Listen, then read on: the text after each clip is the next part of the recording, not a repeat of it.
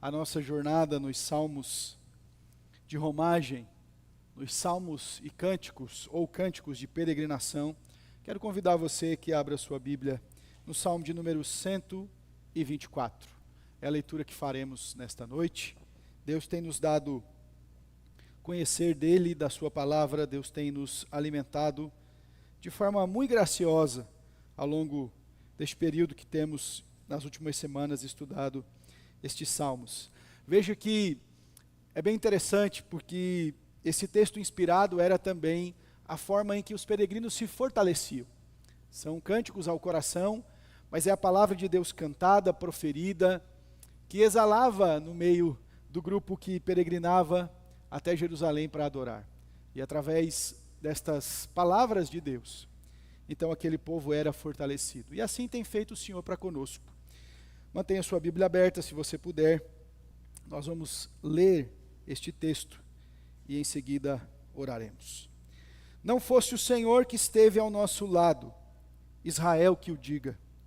Não fosse o Senhor que esteve ao nosso lado quando os homens se levantaram contra nós e nos teriam engolidos vivos quando a sua ira se acendeu contra nós. As águas nos teriam submergido e sobre a nossa alma teria passado a torrente. Águas impetuosas teriam passado sobre a nossa alma. Bendito o Senhor que não nos deu por presa aos dentes deles. Salvou-se a nossa alma como um pássaro do laço dos passarinheiros. Quebrou-se o laço e nós nos vimos livres. O nosso socorro está em nome do Senhor, Criador do céu e da terra. Oremos mais uma vez. Pai, tua santa, bendita e absoluta palavra, a tua verdade exposta aos nossos corações, por meio dela somos nutridos, orientados. O Senhor nos repreende, exorta e edifica. Mas nós também confessamos em oração que somos tão nulos na compreensão, tão débeis ao assimilar o que o Senhor tem a nos dizer, se o teu Espírito não trouxer a nós a tua verdade. E apesar de mim, e apesar de nós, ó bom Deus, nós confiamos na tua graça, nós confiamos na tua bondade, e te pedimos que fales conosco mais uma vez, em um bom nome de Jesus. Amém. Não fosse o Senhor que esteve ao nosso lado. Eu sei que a Bíblia nos recomenda que não é um exercício importante, por vezes benéfico, que olhemos para trás. Porque há um sinalizar de Deus que a vida agora é para frente. Em Miqueias, Deus dirá que dos pecados não se lembra mais, pois os lança no mar, e nós, portanto, somos chamados a olhar para adiante. Mas há exceções. Às vezes o Senhor nos rememora, nos ensina a que olhemos um pouco para trás para lembrar sua graça, sua misericórdia, sua provisão e seu sustento. Quando eu expus o texto do profeta Ageu aqui, o Senhor fala lá para aquele povo, por intermédio do profeta, dizendo: lembrai do vosso passado. O que o salmista está fazendo aqui é um exercício de testemunho, de lembrança, de recordar os feitos do Senhor.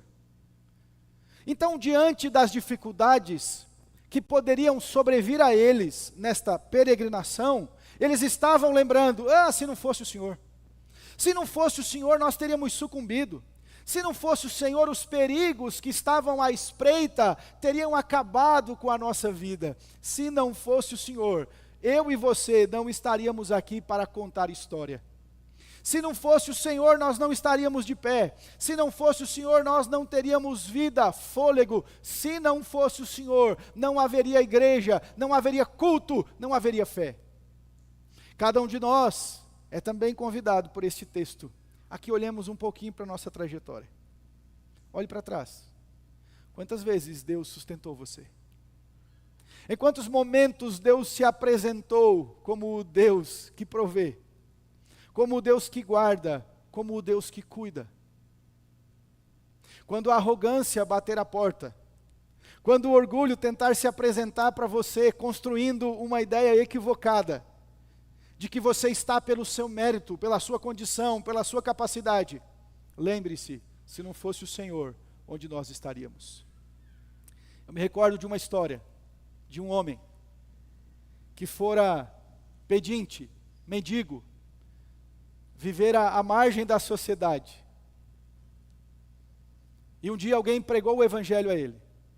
E ele ouviu a mensagem do Evangelho, converteu-se, e saiu daquela condição que vivia, miserável. E ele começou a trabalhar, e através do fruto do seu trabalho, plantando algumas verduras, o Senhor lhe deu prosperidade. Mas primeiro o Senhor perdoou os pecados, redimiu a vida daquele homem, e por consequência aquele homem começou a trabalhar, e do fruto do seu trabalho, com a graça de Deus, sua vida foi muito abençoada e próspera. E ele atingiu um patamar distinto, financeiramente confortável. Construiu uma bela casa. E lá na sua casa ele tinha um manequim, com uma roupa horrível, que remetia a de fato um mendigo. E aquela roupa destoava, aquele manequim destoava da decoração daquela formosa e bela residência. Mas todo mundo que chegava lá estranhava. E não se demoravam a perguntar ao anfitrião: me desculpe, talvez eu seja o ignorante de arte moderna, mas o que significa este manequim aqui, com esta roupa tão suja, tão estranha, tão velha, tão surrada? Aí aquele homem dizia: este manequim é sempre para me lembrar da onde Deus me tirou. Se não fosse o Senhor, eu estaria ainda na sarjeta, mendigando, mas a sua graça me alcançou. Quando eu olho para esta casa bela, muito bem construída, decorada, logo contrasta quem eu era. E aí eu olho para este manequim e me lembro: se não fosse o Senhor. Se não fosse o Senhor, onde nós estaríamos? Se não fosse o Senhor, o que seria de cada um de nós? Precisamos exercitar o nosso coração e olhar para a nossa vida. Porque este salmo nos convida também ao mesmo exercício que os nossos irmãos fizeram no passado, na jornada deste mundo, quando nós estamos peregrinando a Jerusalém celestial. Nós podemos contar quantas vezes Deus interviu, quantas vezes Deus esteve ao nosso lado, quantos perigos o Senhor nos livrou.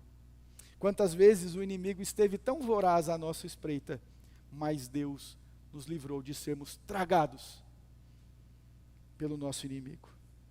Olhemos para o texto do Salmo de número 124, e eu quero destacar isso, porque o Senhor esteve ao nosso lado. Veja que o título deste sermão não está como pergunta, mas e sim uma afirmação: porque o Senhor esteve ao nosso lado. Porque o Senhor sempre esteve ao nosso lado. E a primeira verdade que eu quero destacar aqui, neste texto, porque o Senhor esteve ao nosso lado, pode passar. Vamos juntos, irmãos? Devemos... Porque o Senhor esteve ao nosso lado, nós devemos testemunhar a sua intervenção misericordiosa em favor das nossas vidas. Não fosse o Senhor que esteve ao nosso lado, Israel que o diga. Não fosse o Senhor que esteve ao nosso lado quando os homens se levantaram contra nós, nos teriam engolidos vivos quando a sua ira se acendeu contra nós, as águas nos teriam submergido e sobre a nossa alma teria passado a torrente. As águas impetuosas teriam passado sobre a nossa alma. Veja que no versículo 7 ele continua citando o livramento do Senhor. Salvou-se a nossa alma como um pássaro do laço dos passarinheiros. Quebrou-se o laço e nós nos vimos livres. E o primeiro destaque aqui neste ponto é: o Senhor sempre estará ao lado do seu povo. O Senhor sempre esteve ao lado de seu povo. Isso faz toda a diferença. Deus está conosco. O Senhor Jesus garantiu que estaria conosco até o fim, todos os dias, até a consumação dos séculos. E louvado seja Deus, porque isso não depende do seu humor. Isso não depende se você acordou feliz, entusiasmado ou triste e cabisbaixo. Isso não depende do nível, do volume da voz que você entoou cânticos a Ele nesta noite. Isso depende apenas da fidelidade de Deus que garantiu que estaria conosco até o fim. E a despeito das inúmeras infidelidades que Israel apresentava ao Senhor, o Senhor estava ao lado de Israel. Por vezes nós não contemplamos, os olhos carnais não veem, o coração humano não percebe, mas Deus está lá. O Senhor permanece ao nosso lado. A nossa história é um testemunho ambulante. O Senhor esteve conosco. O Senhor esteve nas nossas vidas, nos nossos lares, na nossa história. O Senhor é quem conduz a nossa vida. O Senhor esteve lá. Se não fosse o Senhor, ai de nós. O Senhor está ao nosso lado. Mas o Senhor está ao nosso lado porque Ele é um Deus de aliança. É o que nós chamamos na teologia, de teologia do pacto ou teologia da aliança. Deus permanece fiel a si mesmo. A Bíblia diz, se nós deixarmos de ser fiéis, Ele permanece fiel, porque não pode negar a si mesmo. A fidelidade faz parte do caráter de Deus. Deus selou a sua aliança conosco por meio de Jesus. Aquelas imagens que nós tínhamos no Antigo Testamento, sombras do que haveria de ser revelado em Cristo, como sangue de animais, sacrifícios, votos, Deus agora em Cristo mostra o ápice da sua aliança.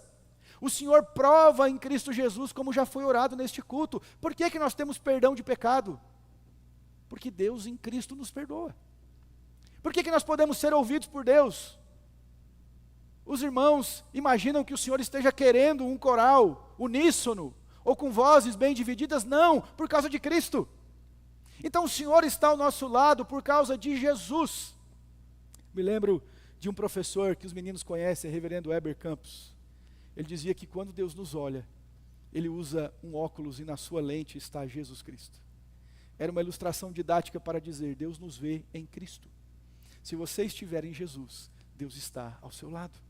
Deus está na sua vida, por causa de Cristo, por causa da sua aliança, da sua graça.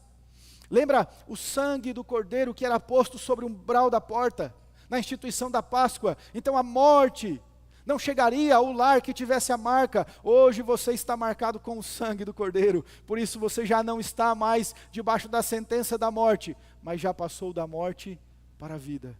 Irmãos, o Senhor está ao nosso lado. O Senhor sempre esteve ao nosso lado. Lembre-se, ou lembremo-nos que Deus está ao nosso lado não por causa dos nossos méritos, não porque você é especial, alguém diferente, porque estava faltando alguém com o seu trejeito no meio da igreja, porque lá no povo de Deus, Deus precisava de uma voz como a sua, de um talento como o seu. Não! Deus está ao nosso lado por causa da sua misericórdia, por causa da sua graça, porque muitas vezes, irmãos, nós renegamos o Senhor. Muitas vezes nós fizemos de conta como se Ele não estivesse lá. Por vezes nós negamos o Senhor com a nossa vida. Quando nós escolhemos o caminho da impiedade, do pecado, da desobediência, nós estamos dizendo, ainda que o Senhor queira estar aqui, eu não gostaria que o Senhor tivesse. Nunca falei isso com os meus lábios, pastor, mas nós falamos com as nossas atitudes. O Senhor permanece ao nosso lado porque Ele é bom, apesar da nossa maldade. O Senhor permanece ao nosso lado porque Ele é justo, apesar da nossa injustiça. O Senhor permanece ao nosso lado porque Ele é o Deus de toda misericórdia, como nós ouvimos aqui no domingo passado. Lembre-se disso, Deus está conosco, porque Ele é bom e misericordioso. E aí, o salmista, ainda neste ponto, destacando o testemunho, ele traz metáforas para nós. Ele vai dizer, se não fosse o Senhor, Israel que o diga. Diga o quê? Ele vai explicar. Ele vai dar exemplos. Quando os homens se levantaram contra nós, nos teriam engolidos vivos quando a sua ira se acendeu contra nós. Então a primeira figura é os inimigos que Israel conhecia muito bem. O que era a fúria de um povo inimigo contra o povo de Deus. Eles conheciam no seu histórico, e ainda que alguém a posteriori viesse a cantar este salmo sem viver a realidade de uma guerra, os seus pais certamente haviam contado histórias de quando o povo de Deus tinha sido sitiado, tomado. E ele está dizendo, os inimigos furiosos contra nós. E veja que essa linguagem de engolir vivo tem relação também com o que a Bíblia conta de um episódio em que a terra se abre como um terremoto e os homens são engolidos vivos. A fúria é tamanha que o salmista está dizendo, nós não teríamos condição. Ele não está dizendo, nós perderíamos a batalha. Ele está usando uma linguagem superlativa, hiperbólica, dizendo assim, os inimigos teriam engolido a gente, teriam massacrado, teriam esmagado, não haveria espaço. Irmãos, Satanás já teria acabado conosco se não fosse o Senhor. Não existiria mais igreja pregando o evangelho aqui se não fosse o Senhor. Nós somos tão fracos. Às vezes nos enganamos com isto. Achamos que por nossa roupagem religiosa, a gente está assim, em certo sentido ou patamar, invulnerável. Se não fosse o Senhor, o inimigo teria acabado com a gente. Esta é a metáfora que Deus usa, inclusive, quando Jeremias fala sobre o ataque de Nabucodonosor a Judá. É a mesma metáfora. Eles conheciam muito bem isso, eles entendiam a realidade. Se não fosse o Senhor pela sua família, já teria acabado. Se não fosse o Senhor, o inimigo já teria destruído a sua vida, engolido nos vivos. Ele continua num outro exemplo, dizendo: as águas nos teriam submergido, e sobre nossa alma teria passado a torrente. Águas impetuosas teriam passado sobre a nossa alma. Davi está vendo os inimigos de Israel como um tsunami, como torrentes impetuosas, cujas ondas inundam e arrastam a tudo ao seu redor, como um dilúvio que cobre e logo destrói. Esta é algo que eles entendiam na sua realidade, no seu contexto, o que era as correntes que sobrevinham de uma hora para outra. Ele sabia que se não fosse o Senhor, eles teriam sido submersos por torrentes inesperadas. É claro que aqui é um exemplo, mais uma vez, que os inimigos teriam acabado com a história daquele povo. E o texto continua em analogia ainda, ele vai dizer, no versículo 7, como um pássaro do laço dos passarinheiros, quebrou-se o laço e nos vimos livres. Aliás, no versículo 6 ele diz: bendito o Senhor que não nos deu por presa aos dentes deles. Veja que curioso, porque há um perigo muito claro na Escritura: feras selvagens. O povo conhecia esta analogia bem. Quando Pedro traz esta metáfora para Satanás, ele vai dizer: Satanás, o vosso adversário, anda ao vosso derredor, rugindo como um leão, buscando a quem possa tragar ou devorar. Se não fosse o Senhor, nós teríamos sido engolidos vivos, as águas nos teriam submergidos e os nossos inimigos nos teriam devorado. Foi o Senhor que nos tirou da boca deles, foi o Senhor que nos arrancou de lá. E ele dá uma outra analogia como armadilha. Quem cresceu antes da internet, teve uma infância antes da internet, eu não sei se aqui em São Paulo fazia arapuca para pegar passarinho. Agora tocou em vocês aí, né? Sabe, juntava ali aqueles pedacinhos de pau e fazia uma arapuca. E você punha lá uma ceva e ficava esperando que o bichinho viesse.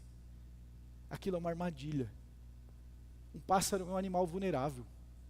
E ele está dizendo, Deus não só nos removeu do laço do passarinheiro, como Ele quebrou a arapuca. Ele acabou com o laço. Você já parou para pensar quantas vezes nós estivemos perto de sermos pegos por arapucas do inimigo? Por laços de passarinheiro que tentaram prender a nossa vida? E a gente, como um pássaro, só tem o que se debater e nada pode fazer. Mas o Senhor esteve lá, livrando o seu povo, porque o Senhor esteve ao nosso lado. Nós devemos, de fato e verdade, testemunhar a sua intervenção misericordiosa. Testemunhar, foi o Senhor, meu irmão, foi o Senhor, minha irmã, Ele que esteve lá. Foi Ele que cuidou da nossa vida, foi Ele que com a sua providência nos livrou, nos guardou, proveu, nos abençoou, foi o Senhor. Testemunhe a intervenção do Senhor. Conte as bênçãos, não tem aquele cântico nosso?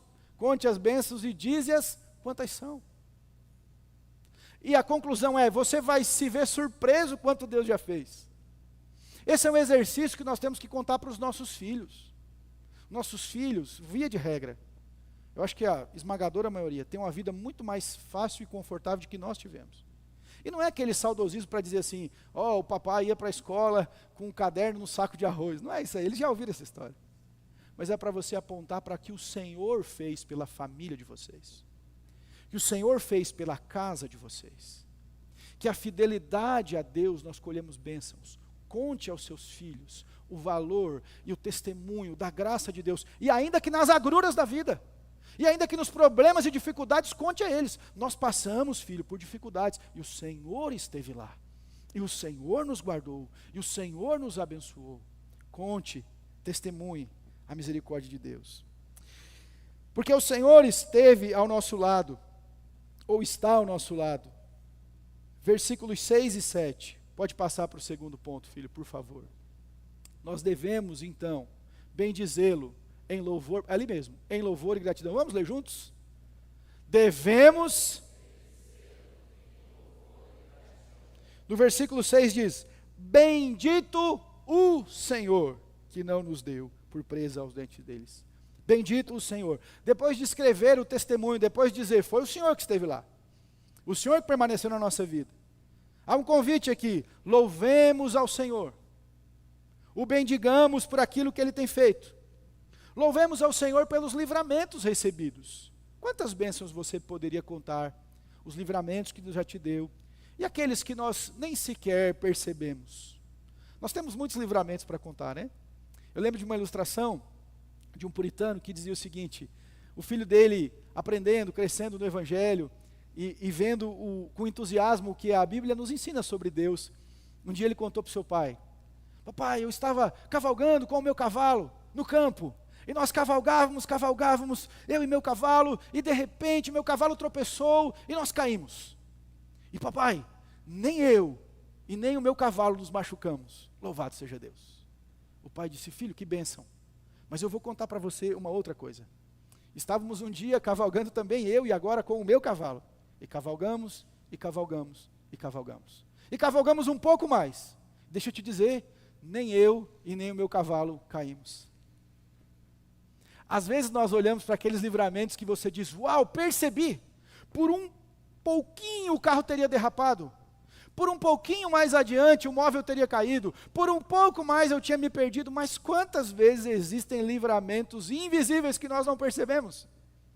Se Jesus nunca tivesse dito para Pedro, Pedro, você está arrogantão aí? Isso aqui não foi Jesus que falou, eu que estou observando. Orgulhoso, soberbo, Satanás pediu para te tirar andar como trigo. Alguém aqui já viu como é que bate trigo no pilão? Como é que esmaga um cereal, um arroz? A terra de onde eu vim no sul é a terra do arroz. É esmagar e quebrar você todo. Se o Senhor não tivesse revelado a Pedro que no mundo espiritual houve uma intercessão do próprio Cristo, eu roguei para que isso não acontecesse. Pedro continuaria assim, está vendo? Eu sou bom demais. Pedro, você teria sido esmagado pelo diabo. Quantos livramentos que nós não percebemos e Deus tem nos dado. Bênçãos e louvor pelo que Deus tem feito. Mas eu quero também destacar uma outra coisa aqui. Às vezes, Deus nos livra da dificuldade. Deus nos dá livramento para que a gente não caia no problema. Deus nos livra para que nós não passemos por circunstâncias ou situações. É verdade isso? É verdade. Mas muitas vezes Deus nos livra na dificuldade. Repare bem, às vezes Deus nos livra da dificuldade. O Senhor faz que você desvie a rota, o Senhor tira aquele tropeço, aquela pedra do seu caminho, o Senhor o orienta por outro lado, o Senhor livra você daquele problema, daquela dificuldade, daquela dor, mas muitas vezes Deus nos livra na dificuldade, na dor, no problema. Como é que eu posso dizer isso? Lembre-se de alguns exemplos que nós conhecemos de cor. O Senhor não livrou os amigos de Daniel, que na verdade a gente não deveria usar constantemente os nomes babilônicos, mas hebraicos. Misael, Ananias e Azarias. O Senhor não os livrou da fornalha, o Senhor os livrou na fornalha. E eles estão, o rei está dizendo assim, quero ver se o Deus de vocês é poderoso para livrar vocês. Ele diz, olha, Deus pode. Se Ele não quiser, nós não vamos se prostrar diante da sua estátua, ponto. O Senhor não livrou Daniel da cova, Ele poderia ter feito. Na hora que Daniel ia entrar na cova, Deus diz, ei, peraí, desceu um anjo lá e fala para o rei, não faça isso. Não, mas o Senhor livrou Daniel na cova. O Senhor não livrou os discípulos de tempestades, olha, está vindo uma tempestade, desvia para cá. Não, o Senhor livrou eles na tempestade. Eles chegaram a dizer assim, Senhor, o Senhor não te importa que morramos, que pereçamos? Nós estamos quase a sucumbir, mas o Senhor os livrou no ápice do desespero deles. Então, muitas vezes, Deus nos livrou lá. Nós até pensamos com o nosso coração, dizendo, Senhor, eu não gostaria de estar aqui. Deus, eu não desejava ter passado por isso, mas agora que aqui estou, por favor, Senhor, seja conosco, nos livre, nos ajude, nos sustente. Então, ainda que você passe por isso, louve ao Senhor, porque Deus nos livra da dificuldade, mas Deus nos livra na dificuldade. Nós temos que entender isso. Busque ter um coração grato. Bem dizer aqui é isto, é louvor. Em tudo dai graças, porque esta é a vontade de Deus para convosco, em Cristo Jesus. Então busque ter um coração grato em vez de língua murmuradora. Porque a primeira coisa que a gente aprende com o coração humano, no problema é o quê? Não. De novo, comigo, só eu. Por que isso? Louve o Senhor. É fácil? Não. É desafiador. Somente um coração redimido, somente alguém que entende, se não fosse o Senhor que esteve ao nosso lado. Quando o cristão entende a origem da sua salvação, o que a Bíblia fala sobre a graça em Cristo, sobre os planos e decretos eternos de Deus para salvá-lo, ele entende que não é possuidor de nada. Eu não mereço. Rapaz, você merecia, era bem pior que isso. Daí você. Louve a Deus. Bendiga o Senhor. Há uma tônica no livro de Jó, quando seus amigos tentam descrever, explicar, racionalizar, fazer cálculos, fórmulas, equações. Por que isso está acontecendo? Jó está lá com o coração buscando louvar a Deus. A declaração de louvor aqui, irmãos, também é um exercício, guarde isso, de humildade. Por quê? Porque ele está dizendo, se não fosse o Senhor, vamos bendizê-lo, vamos louvá-lo. Quanta gente que você encontra cristã, que é arrogante pela sua posição, que acha que está onde está por sua força, coragem, ousadia, capacidade. Às vezes nós encontramos essas falas dos nossos irmãos em Cristo, que jamais deveriam dizer assim. Eu já ouvi pastores, em certo sentido, de uma forma assim mais mascarada, usando eufemismos, mas para dizer, a igreja está onde está, porque eu estou. Quem disse, irmãos? Você acha que Deus precisaria de algum de nós? Então, bendizê-lo é uma declaração de humildade. Senhor, eu te bendigo, porque, ai de mim, porque eu estaria perdido. O inimigo já teria nos destruído. Seja humilde no louvor a Deus. O bendiga e o exalte, porque você não é merecedor de absolutamente nada que possui, senão a bondade que te encontrou. Seja humilde em louvar a Deus. Bendito o Senhor. Olha o que ele está dizendo, porque não nos deu por presas. Deus poderia ter dado. E algumas vezes Deus deu. Deus declarou, o inimigo vai vir contra vocês e vai acabar com vocês. Mas aqui neste momento, nessa circunstância, neste episódio que Davi está descrevendo, que mais uma vez, nós não sabemos com clareza qual o contexto. Nós poderíamos elencar aqui algumas possibilidades, mas nenhuma delas é certa, é clara. Mas Davi está dizendo, Deus nos livrou. Por último, irmãos, versículo 7, vamos juntos o versículo 7. Vamos juntos? Opa, o 8, obrigado pela correção, irmãos. Vamos lá? Versículo 8. E o nosso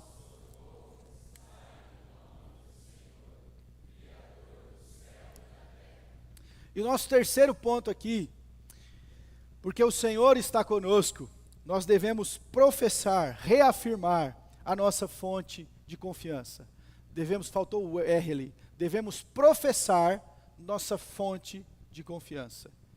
Você pode ler isso comigo e coloca um R ali, por gentileza. Devemos. Em quem você confia? Em quem você deposita a certeza, a sua confiança? Me recordo de um homem, marcado pelas dores do ministério, quebrado por diversas circunstâncias, por adversidades tamanhas, quarentenas de açoite menos uma, fome, prisão, perseguição, e no fim da sua vida, possivelmente numa masmorra gélida, ele escreve ao seu filho na fé, Timóteo, dizendo assim, mas eu sei em quem eu tenho crido, e eu estou certo que é poderoso, para guardar o meu bom tesouro, o meu bom depósito até aquele grande dia, que inspira uma canção, um hino do nosso cenário, mas eu sei em quem eu tenho crido, eu estou certo que é poderoso. Um homem sozinho, na própria carta ele vai dizer que ele está sozinho, desamparado em certo sentido de amizades. Mas ele está crendo, a certeza, a confiança permanece sendo o Senhor. O nosso socorro é o Senhor. Isso é uma profissão de confiança. Isso é uma declaração em quem nós confiamos. O outro salmo vai dizer: uns confiam em carros, outros confiam em cavalos, mas nós faremos menção do nome do Senhor. Que linguagem é essa? Numa batalha, quem tinha mais capacidade, poderio bélico, animais, carros de batalha, poderia dizer: nós estamos em vantagem. Mas o salmista está dizendo: nós confiamos no Senhor. Nós poderíamos, por vezes, levantar a voz e dizer em quem nós confiamos. O nosso socorro, meus irmãos, neste mundo caído, não está no melhor contato, que o povo hoje chama de network. Não está nas melhores condições, nos recursos, na projeção política. O nosso socorro não está na direita ou na esquerda, na melhor moeda, no melhor método. O nosso socorro é só um, é absolutamente só um. O nosso socorro é o Senhor que fez os céus e a terra. O nosso socorro não está em condições deste mundo tenebroso e caído. O nosso socorro é o Senhor. O socorro para a sua família, para a sua casa, para a sua vida, para a sua condição, chama-se apenas um, o Senhor. E veja, nós professamos esta confiança, porque nós professamos não em um Deus qualquer. Porque nós não estamos professando num Deus feito à imagem de mãos. Nós não estamos professando a um Deus que precisa ser movido, carregado, que foi construído por artífices, por mãos de homens. Nós estamos professando a nossa confiança, o salmista diz, em nome do Senhor, Criador do céu e da terra. O Deus soberano, o Deus poderoso, o Deus que fez todas as coisas. Este é o exemplo de Jesus que eu citei recentemente aqui no sermão passado. O Deus que fez tudo, não pode cuidar de você? O Deus que criou todas as coisas, que sustém os astros, lá na amplidão, no poder da sua mão, não pode reger a sua vida? Ó homem de pequena fé, ó mulher de pequena fé, professe a sua confiança em Deus. Ele é poderoso. E aqui é um elemento importante, porque a gente entende teologicamente que Deus não apenas é capaz de fazer a promessa, mas Deus é poderoso para cumpri-la.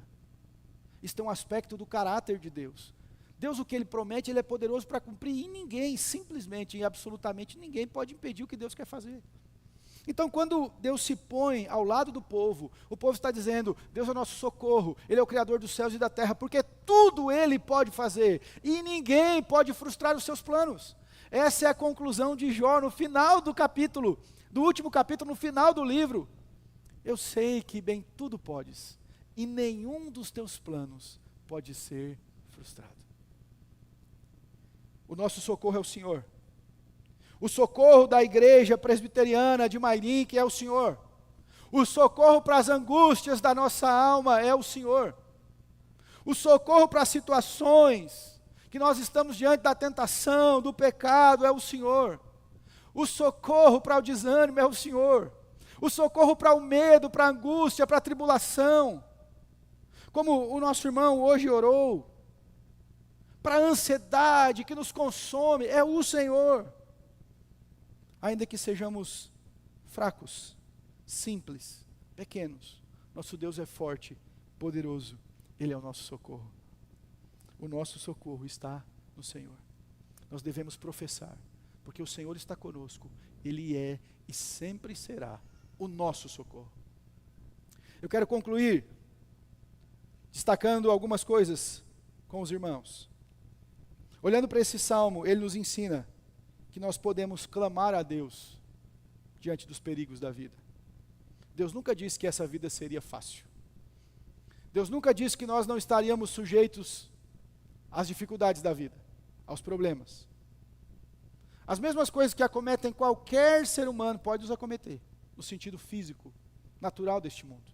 Nós estamos sujeitos às dores, às doenças, aos problemas, ao pneu do carro que fura, ao deslize na estrada. Nós estamos sujeitos às calamidades, e por uma ignorância, no bom sentido talvez, a gente passou por isso na época do Covid, gente dizendo: não, mas quem é cristão não vai pegar isso, porque tem a marca na porta. Nada a ver. Olha para os irmãos do passado que morreram. Aliás, gente que se doou para servir pessoas enfermas e partiu para o Senhor. Nós estamos sujeitos a isso. Mas clame a Deus. Ele está dizendo, o salmista está ensinando que nós podemos clamar a Deus diante das angústias da vida. E o segundo ponto, Deus nem sempre nos liberta retirando as ameaças, os perigos físicos temporais. Nem sempre. Nem sempre. Haverão salmos adiante que vão mostrar isso para nós. Há histórias bíblicas que mostram isso. Nem sempre Deus tira de lá. Mas às vezes o Senhor vai nos livrar lá, como eu disse no meio do sermão. Outro ponto, tenha um coração grato, lábios prontos a testemunhar o que o Senhor fez por você.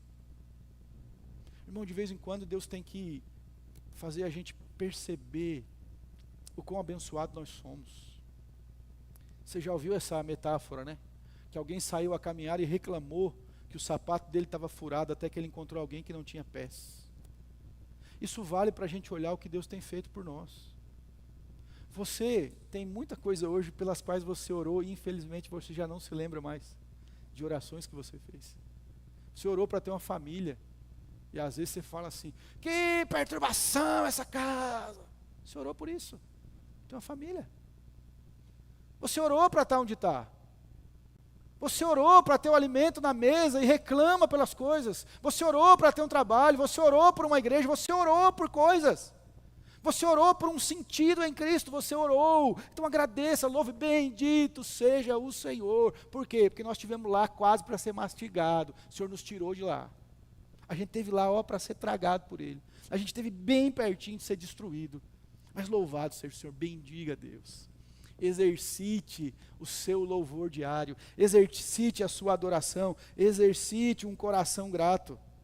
Tenha um coração que testemunhe, isso significa, conte para as pessoas o que Deus fez por você. Irmão, nós temos uma palavra para esse mundo. Diante da angústia do mundo, nós temos uma palavra de esperança. Ó, o socorro é o Senhor. As pessoas não vão ouvir, pastor. É verdade, muitos não ouvem mesmo. Alguém escreveu que Noé parecia um tolo até que veio a chuva, né? Vai vir chuva, povo, que chuva. Olha esse velho caduco está fazendo aí um barco de madeira no meio da floresta. Mas ele conhecia o Deus que o tinha chamado. E ele testemunhava, e ele anunciava, e ele falava. E o Senhor diz que a sua vinda será semelhante aos dias de Noé. Os homens estão comendo, bebendo, casando, se dando-se em casamento, até que veio o dilúvio. Falemos para as pessoas, há um socorro, há uma esperança. Nós somos testemunhas vivas do que o Senhor fez conosco. O Senhor nos livrou do maior perigo que o ser humano está sujeito nesta terra, o fogo eterno do inferno, isolado de Deus para todo sempre. Ele nos resgatou em Cristo. Anunciemos, se não fosse o Senhor, estaríamos lá. Quarto e último ponto de aplicação. Reafirme em seu coração que a sua absoluta fonte de confiança é o Senhor. Não é fácil, mas fale ao seu coração. Como Davi ensina no Salmo, ó minha alma, espera em Deus. Por que te abate? Fala para o seu coração, para a sua vida. A minha confiança é o Senhor. No nosso lar, a nossa confiança é o Senhor. Nós cremos nele, nós confiamos nele. Porque não é fácil, irmãos. A hora que o revés chega, que a circunstância adversa se apresenta, que a notícia não é tão boa quanto você esperava, que as coisas não estão seguindo aquilo que você havia presumido ser, a nossa confiança é o Senhor. O nosso socorro está no Senhor. Por quê? Porque Ele é soberano. Ele criou os céus e terra. Ele é o Deus da nossa vida. Pode colocar o último slide, Isaac, por favor. Porque o Senhor esteve ao nosso lado. Vamos revisar aqui? Pode passar, por favor. Primeiro, vamos ler juntos? Ih, saiu. Porque o Senhor esteve ao nosso lado. Devemos testemunhar sua intervenção. Vamos juntos?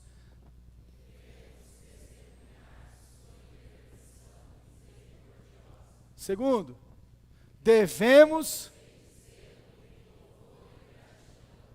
Terceiro, devemos professar nossa fonte de confiança, o Senhor. Fiquemos em pé para orar.